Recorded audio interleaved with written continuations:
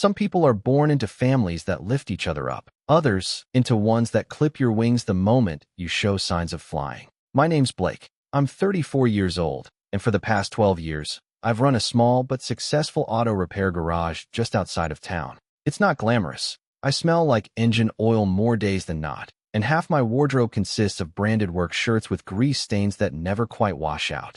But I built that garage from the ground up, signed my first lease with shaking hands and a used wrench set, and now I employ 4 other mechanics, all of whom rely on me to keep their own families fed. So no, it's not glamorous, but it's mine. Growing up, though, you'd think I was the family embarrassment. I'm the youngest of 3 boys. My oldest brother, Greg, is 39, the golden child, the startup whiz, the one who left our small town for bigger things in the city, and who made sure everyone knew just how much bigger those things were. My parents? They bought into the hype like it was gospel. Greg could do no wrong.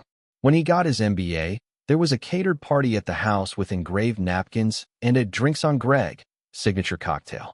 When I passed my ASE certification, my dad gave me a pat on the shoulder and said, "Well, at least you've got a trade." The middle brother, Josh, is 36. He's quieter, works in logistics, married, 2 kids, lives about 45 minutes away. We're not especially close, but he's not cruel, just passive. The kind of guy who fades into the wallpaper during family events and laughs nervously when Greg makes one of his usual snide remarks.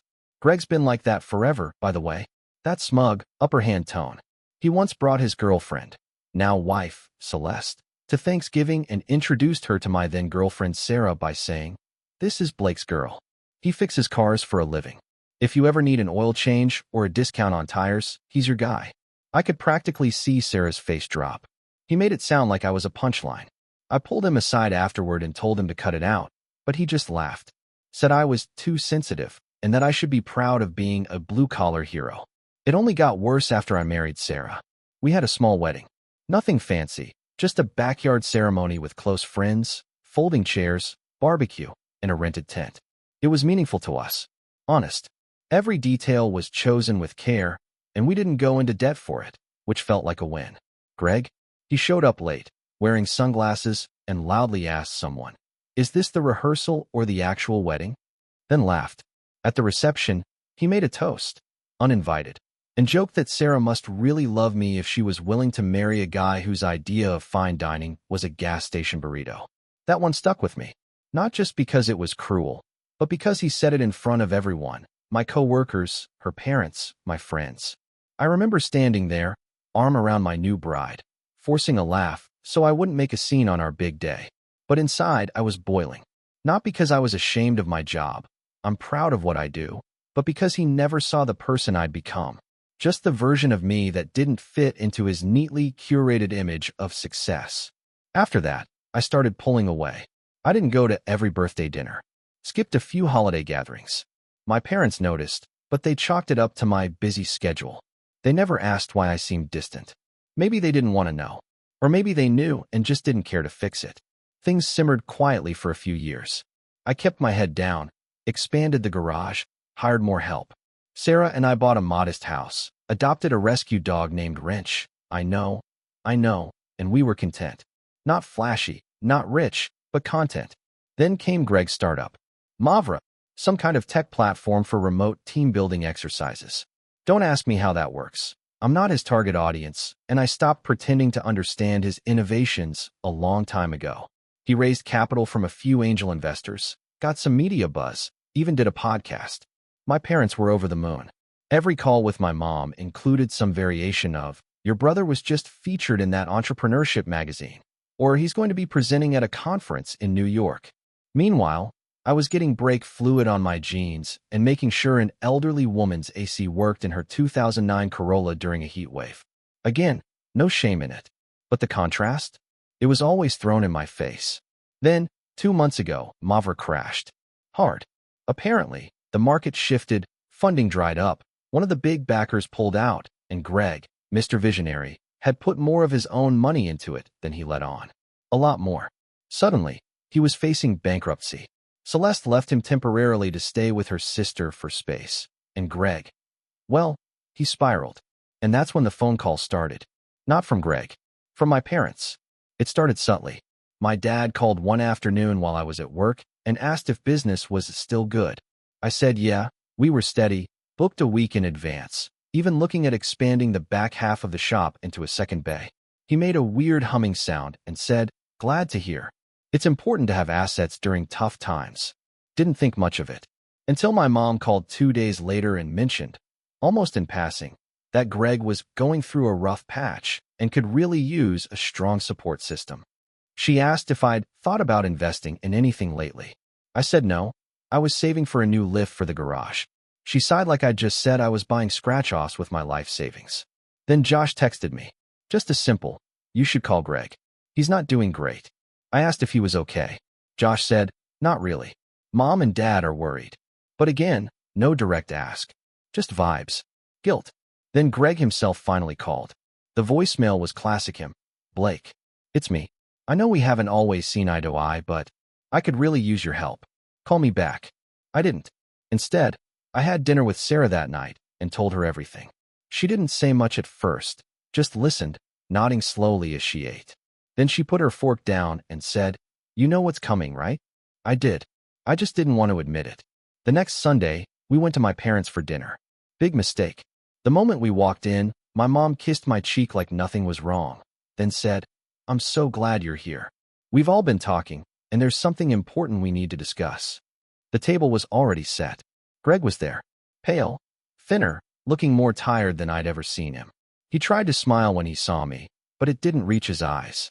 Josh and his wife were already seated, looking anywhere but at me. I hadn't even taken my jacket off before my dad clapped his hands and said, "All right, let's get to it."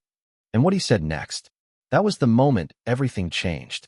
I should have turned around and walked out right then, but I didn't. I stood there, coat half on, half off, watching my family's carefully rehearsed performance unfold like they were about to stage a heartwarming intervention. Except it wasn't about helping someone through rehab or saving a marriage. No, this was about me giving up everything I'd built to rescue the golden boy from the consequences of his own ambition. "We've been thinking," my dad began, looking me dead in the eye, "that this is a real opportunity for the family to come together. Greg has always been the dreamer, the visionary. He's broke," Josh muttered, then winced, like he hadn't meant to say it out loud. My dad shot him a glare. "He's not broke. He's just in a temporary situation. A setback. Great men face setbacks." Sarah reached over and gently touched my wrist under the table. A silent signal. I didn't say anything. "Not yet." Mom smiled tightly and added, "Your brother has a plan. A good one. He just needs a little time and a little help." We all agreed that it makes the most sense for the family to invest in him again. And since you've got the garage, there it was. The line. The one they'd been building up to all week. I felt it drop like a cinder block in my stomach. "What about the garage?" I asked, though I already knew. Greg leaned forward then, like he couldn't help himself anymore. "You've got equity. Real property. Equipment. You could sell off some of it, maybe refinance the land, float a bridge loan for 6 to 12 months. I could get Mavra back on its feet. The investors would come back if they saw a bit of cash flow. This isn't charity, Blake. It's strategic." He actually used that word. Strategic. I blinked. "You want me to sell part of my garage to fund the same startup that already tanked?" He didn't flinch. "You've always been the guy who works with his hands. I'm the one who works with ideas. You've got the physical capital, I've got the intellectual capital. Together." Stop.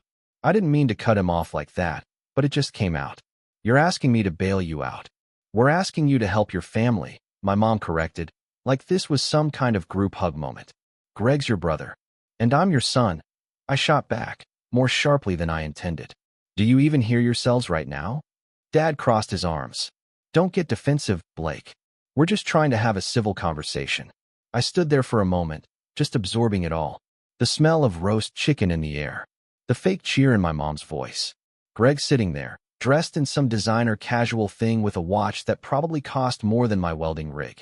And somehow, I was the one expected to sacrifice everything. Josh finally spoke up again. "It's not right to put all of this on Blake.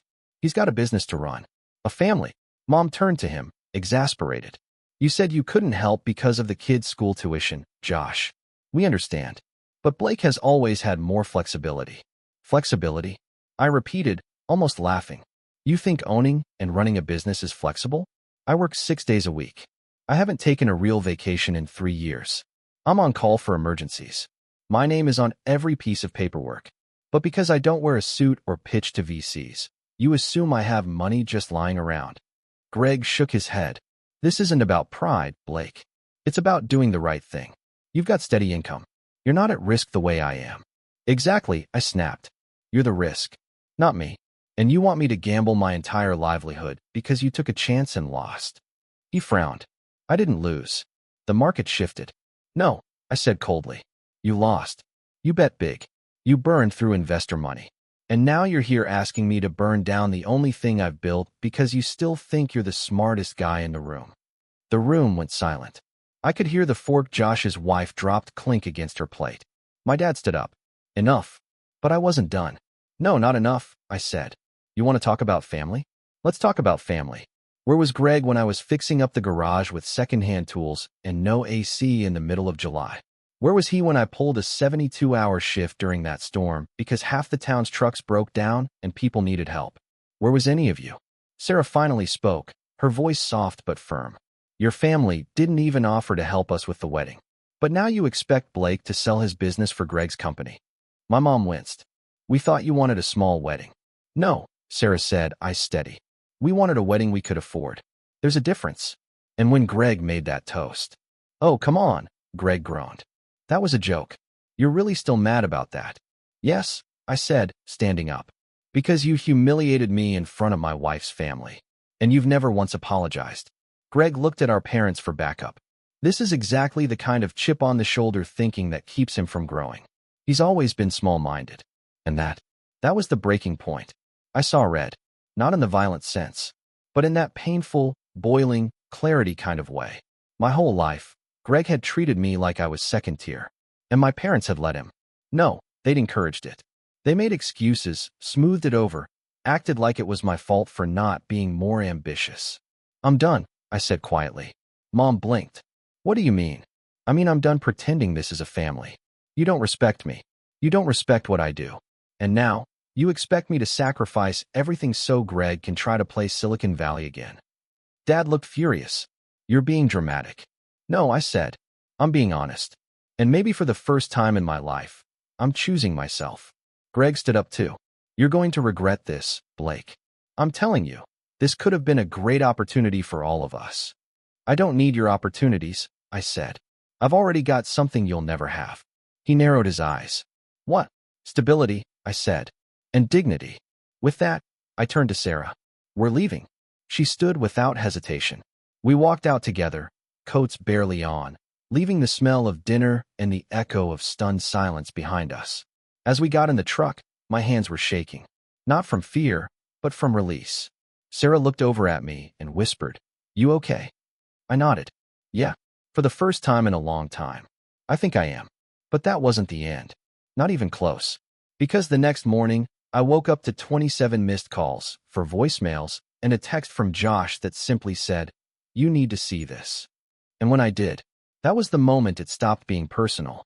That was the moment it became war. I'll never forget what it felt like that morning.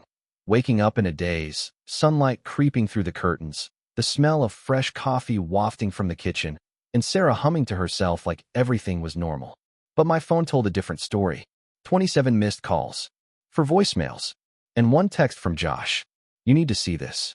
My heart was already racing as I unlocked my phone. The first voicemail was from my mom, her voice cracking with forced calm. Blake, honey, I really think you're overreacting. We should talk. It's not fair to shut the whole family out over one dinner. Greg was just passionate. Call me, okay? The second was from Greg, and it made my skin crawl. Wow. Real mature move, Blake. Walk out like a drama queen and ignore the one time we actually needed you. But hey, maybe if your ego's more important than your family, you're not the man I thought you were. Third voicemail. Dad, Blake, we raised you better than this. I don't know what Sarah's feeding you, but you're throwing away decades of family loyalty over nothing. You better come around before it's too late. And the last one, that one was quiet. Just Greg again, muttering. You'll regret this. I swear you will. I was about to throw the phone across the room when Sarah stepped into the bedroom with 2 mugs in her hands. She caught the look on my face immediately. What happened? I showed her Josh's text. We opened it together. It was a screenshot. A Facebook post. From my mother. The caption read, "Some people only show up when they need something, but disappear when we need them. Family is supposed to be forever. Greg is going through the worst moment of his life, and his own brother chose pride over love. Disappointed doesn't even begin to cover it." Underneath, dozens of comments. Family friends. Distant cousins. Church ladies who once brought us baked ziti after my granddad died. All of them weighing in, some tagging me. Praying for Greg. So sorry your other son turned his back on you. Blake was always a little distant, wasn't he? God sees who's loyal. I just sat there. Stunned. Heart pounding. Cheeks burning. Sarah scrolled through the comments, jaw tightening with each swipe. They made it public, she whispered. They made you the villain. And they had. Suddenly, I wasn't just the black sheep. I was the selfish traitor who abandoned his family when they needed him most. My reputation? Trashed overnight. I got dirty looks at the grocery store. One of my longtime clients, a guy named Ron who brought his work van in every other month, called and canceled an appointment. Said he was rethinking who he did business with. It was like a slow bleed. Not dramatic, not explosive. Just cuts. Little ones, one after another. Until I started to feel it. The isolation. The doubt. The quiet, creeping voice that asked, what if they're right? I still showed up at the garage every day. Still opened at 7 a.m., still worked through the oil changes and brake jobs and busted radiators. But it was different now. I was distracted. My hands shook sometimes. I snapped at my texts more than I should have. A few customers ghosted me without a word. Then came the worst hit. My lease renewal. I'd rented the garage space from the same guy, Hank, for over a decade. Never missed a payment. We had a good relationship. Handshakes, not contracts. But when I reached out that month to renew, his tone had changed. I've had other offers, he said on the phone. Bigger ones. From a dealership group looking to expand. I felt my stomach drop. I've been here 12 years, Hank. I know, son. But times are changing. They're offering triple. I didn't blame him. Not really. It was business. But I hung up that day with the sickening realization that I might lose everything. The walls started closing in. I couldn't sleep. I couldn't focus. Sarah caught me just staring at the wall one night. My hands clenched in my lap like I was waiting for something to explode. You can't let them win, she whispered. I looked at her, and something broke inside me. They already have. But she shook her head. No, not yet. You're still breathing. You're still you. I don't know what it was about the way she said it, like she was reminding me of something I'd forgotten. But that night, I opened my laptop and pulled up an old folder I hadn't touched in years. Business plans. Sketches. Photos of the shop from when I first started. Notes I'd scribbled in the margins of receipts, dreaming about expanding. And buried deep inside, a list. If I ever own my building. Install second lift. Expand waiting area. Offer loyalty program. Add coffee station, Sarah's idea. Paint the garage doors red. It hit me like a punch to the chest. I'd been playing it safe for too long. And now I had nothing left to lose. That night marked the start of something new. Not a dramatic comeback montage. Not a Rocky-style training sequence. Just quiet determination. I met with a real estate agent the next day. Told her I wanted to buy my own property. Something I could own, outright. Something no one could take from me. She blinked. Industrial property's expensive right now. I know, I said. But I'm not looking for pretty. I'm looking for possible. It took weeks. I drove to the outskirts of town, scouted old lots, made calls, ran numbers. I almost gave up twice. But then I found it. An old muffler shop near the highway, half abandoned, with cracked windows and weeds poking through the asphalt. It was perfect. Ugly, forgotten, and full of potential. I scraped together every penny I had. Took out a small business loan. Liquidated my emergency fund. Sarah backed me every step of the way, even when it meant canceling a planned vacation and cutting back on every non-essential. We bought it. Blake's Garage 2.0. I didn't tell anyone. Not even my techs at first. I spent nights and weekends fixing it up. Painted the walls myself. Sanded the floors. Hired a guy from church to rewire the lighting.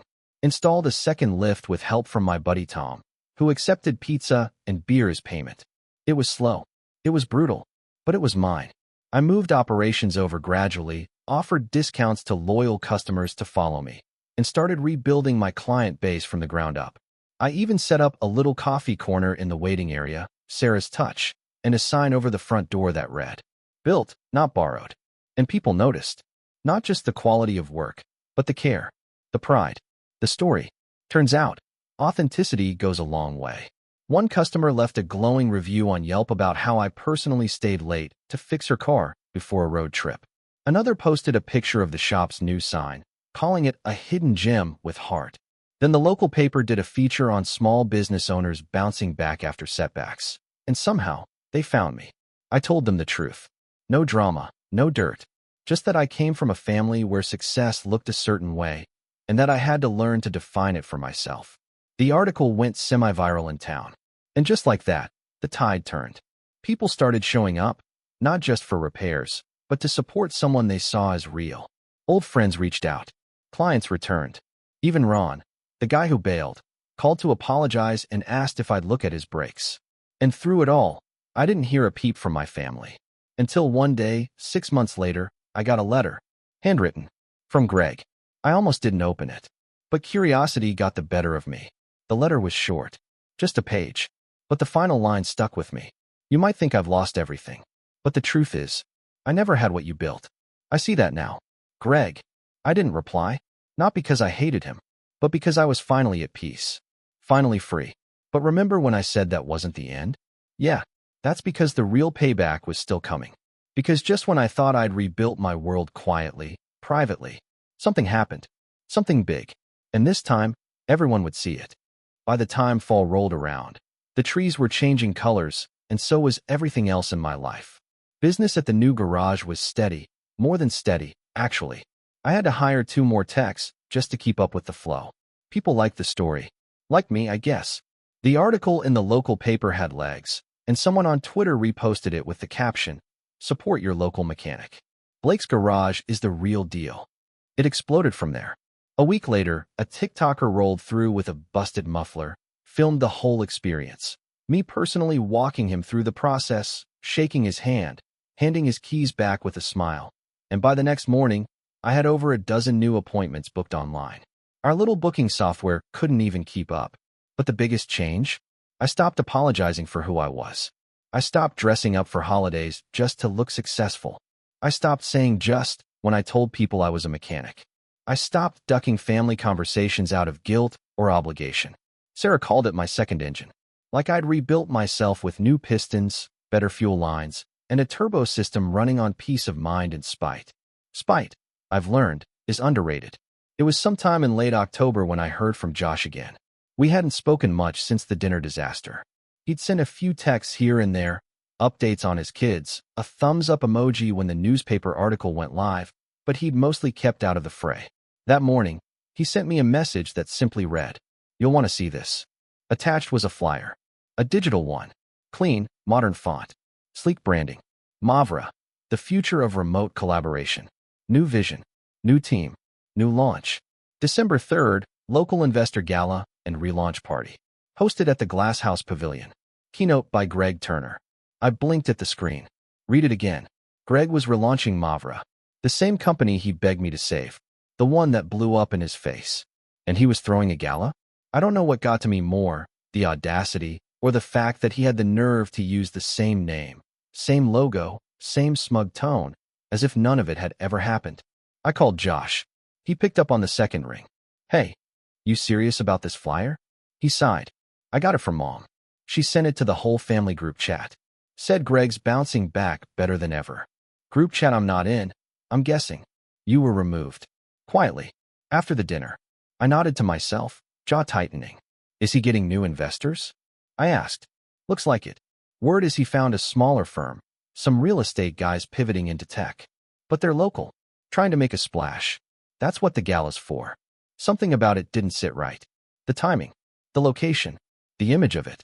Greg wasn't just relaunching a company. He was relaunching his reputation. And he was doing it in my town. The same town where he dragged my name through the mud. Where he poisoned my reputation. Where he let our parents humiliate me publicly while he posed like a fallen hero. Sarah walked into the room just as I hung up.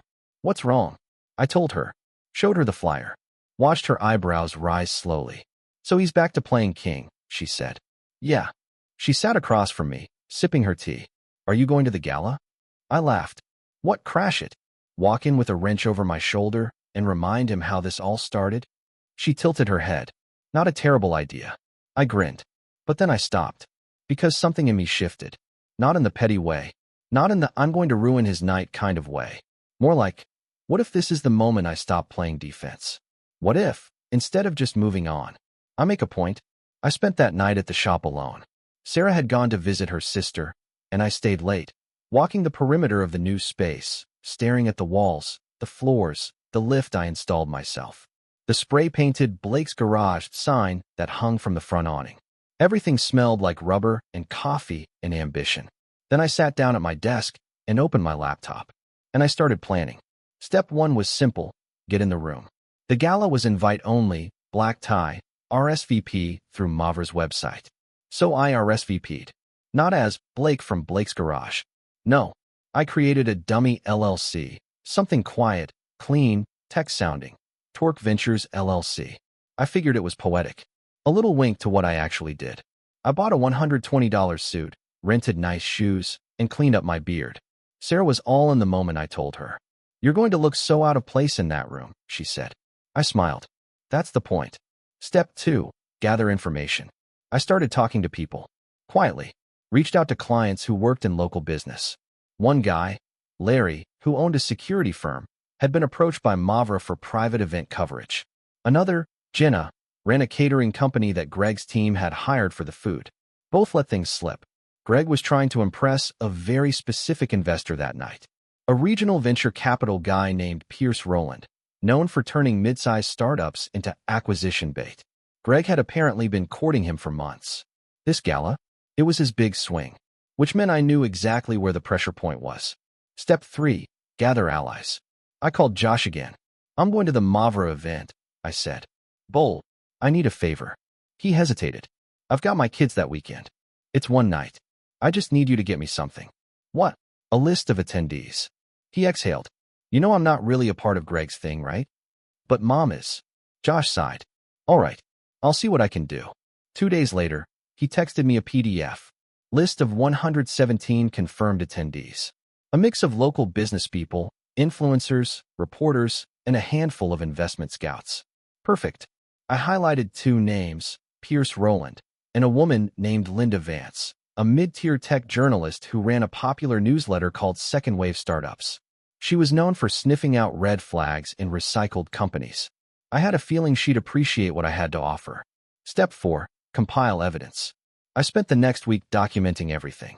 Mavra's original failure, the bankruptcy filings, the unpaid invoices I'd found online from former contractors, a series of now-deleted tweets where Greg blamed lazy devs and market sabotage for the crash.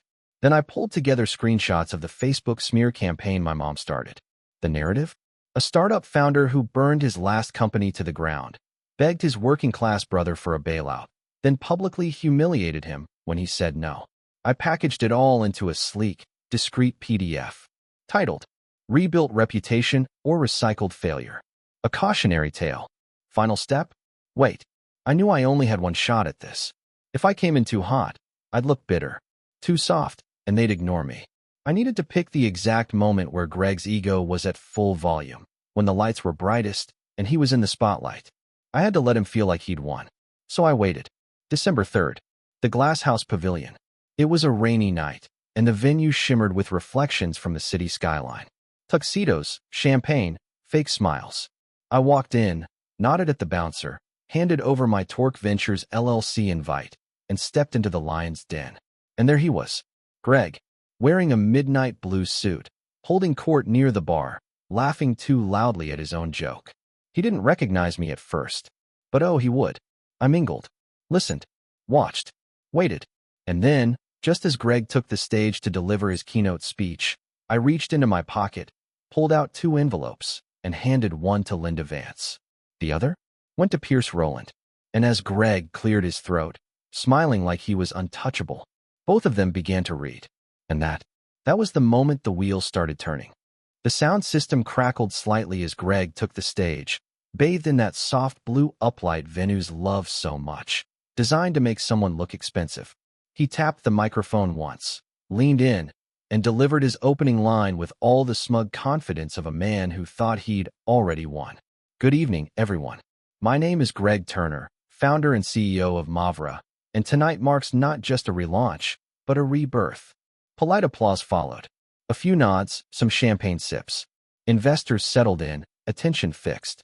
I stayed near the back of the room, just out of the spotlight, nursing a ginger ale in a rocks glass to look the part. My suit was still stiff from the dry cleaner. My hands, buried deep in my pockets, were shaking, but not with nerves. It was adrenaline. Anticipation. That quiet hum you feel right before something irreversible happens. I watched Linda Vance lower her envelope halfway through Greg's second slide, her expression unreadable. But her eyes kept flicking between him and the pages she held. She was scribbling something in the margins. Pierce Rowland, sitting 2 rows from the stage, wasn't even pretending to hide it. His head was tilted down, flipping through each page slowly. His assistant, a younger guy in horn-rimmed glasses, leaned over once to whisper something. Then they both stopped watching the presentation altogether. Greg didn't notice. Of course he didn't. He was in his element, pacing the stage, spouting off buzzwords, name-dropping defunct tech accelerators he once networked with at a conference in Austin. I counted at least 4 slides that had graphs with no data, just upward trending arrows and vague labels like user synergy growth and projected Q2 pivot efficiency. Then came his favorite part, the resilience narrative. He lowered his voice, got that rehearsed tremble in his tone. Last year, Mavra hit turbulence. But like all great ventures, we used failure as a foundation. I learned. I rebuilt. I sacrificed. Sacrificed? I felt my jaw tighten. He kept going. And through that storm, I leaned on the people who truly believed in me, my family, my investors, my mentors. And I want to especially thank those who stood by me when others walked away. Sarah, standing a few feet behind me, quietly slipped her hand into mine. Neither of us said a word. We didn't need to. We were here. We'd waited. And now, the trap was about to spring. Greg wrapped up the presentation to a soft round of applause, more polite than enthusiastic. He flashed that signature grin, the one I'd seen since we were kids, the one that always said I got away with it again. But this time he hadn't. Within 15 minutes, Linda Vance was gone. She didn't even stop to eat. Just disappeared out the side entrance, envelope in hand, phone already pressed to her ear. I would find out later that she went straight to her hotel room, started drafting a newsletter that would hit 40,000 inboxes the next morning. As for Pierce, he stayed. But he didn't clap. He didn't smile. When Greg finally made his way down to schmooze and pose for photos, Pierce intercepted him near the bar. I couldn't hear what was said, but I watched it all.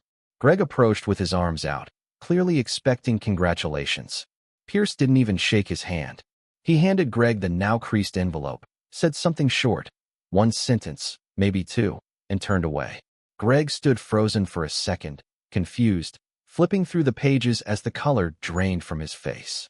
I saw his fingers twitch slightly, like he wasn't sure whether to throw the papers down or fold them into his jacket. He chose the latter. Barely. It was poetic. The crowd didn't notice. Not yet. But the storm had started. Within an hour, 2 investors slipped out early. One of them was approached by Greg's assistant near the exit. Judging by the hand gestures and rapid blinking, it didn't go well. The buzz around the cheese table had shifted. I overheard phrases like, "Wasn't this the same company?" And "That's not what he told me last quarter." And then, just as Sarah and I were slipping out the door, Greg saw me. Our eyes locked across the lobby. I didn't flinch. I didn't smile. But he knew. I could see it in the way his expression dropped, his lips parting just slightly, the muscles in his jaw clenching like he'd bitten down on a wire. I didn't stop walking. I didn't need to say a word. I'd already spoken through the receipts. The fallout came fast. The next morning, Linda's newsletter dropped. Headline: Mavra, the phoenix that forgot it already burned. It was brutal. She detailed the history of the company, its collapse, the unpaid contractors, the public smear campaign launched against dissenters, aka me, and the fact that Greg had rebranded the exact same shell with new window dressing, hoping no one would notice. She called out the gala as a smoke and mirrors attempt to lure fresh capital from local investors unfamiliar with the company's past behavior. She even included a link to the Facebook post my mother wrote, the one blaming me for Greg's failure. Under it, she asked, If this is how leadership treats family, imagine how it treats employees. It went viral within hours. By lunch, Mavra's new Twitter account was locked. The website was under maintenance, and Pierce Rowland released a statement through his PR team saying he had declined to pursue further involvement with the company after discovering material misrepresentations in its relaunch narrative. That phrase, material misrepresentations, was like a death knell. 2 days later, Greg posted a 3-minute Instagram video. He was sitting in his car, hoodie pulled up, voice trembling. Not from tears, Greg doesn't cry, but from sheer frustration. He blamed internet trolls and bad actors for sabotaging his relaunch. Said he'd been targeted. Claimed the journalist had an agenda. It was pitiful. I didn't respond. Didn't need to. Everyone else did it for me. Comment sections were flooded with stories from ex-Mavra employees, unpaid interns, and even an old college roommate of Greg's who wrote, "He used to steal protein bars from my drawer and say he was repurposing excess calories." This checks out. But the final blow came from an unlikely place. My father. He called me a week later. I let it go to voicemail. "Blake, your mom and we saw the article. It's a lot. We didn't know everything, and we should have asked more questions. Look, I know we messed up. Just give us a call when you're ready." He sounded tired. Smaller. I didn't call him back. I waited. Another week passed. Then Sarah and I hosted a small end-of-year barbecue at the garage for friends, employees, and loyal customers. We grilled ribs behind the lift bay, played music, let kids paint tiny car shapes on old hubcaps as keepsakes. It was wholesome, easy, real. Sometime during dessert, Josh showed up. He was holding a box. Inside, a set of old family photos. Me and Greg at ages 9 and 14, covered in mud from a backyard football game. One of Mom holding all 3 of us in front of the Christmas tree. And at the bottom, a framed photo of my wedding. The one where Greg made the awful toast. Someone had cropped him out. Josh cleared his throat. "Mom gave these to me. Said maybe you should have them now." I looked up at him. "What changed?" "She read the article," he said simply. Then she read the comments. He didn't stay long. Just hugged me once and left. That night, Sarah and I stood inside the shop, surrounded by laughter, music, and the smell of charcoal and motor oil. She looked up at me and smiled. "So now what?" I thought about it for a second. Looked around at everything we'd built. The coffee corner. The fresh red doors. The sign above the lift that read, "Blake's Garage, built, not borrowed." I put my arm around her and said, "Now we keep building." Because the truth is, revenge isn't about destroying someone else. It's about making sure they can never destroy you again. And from where I was standing, I'd already won.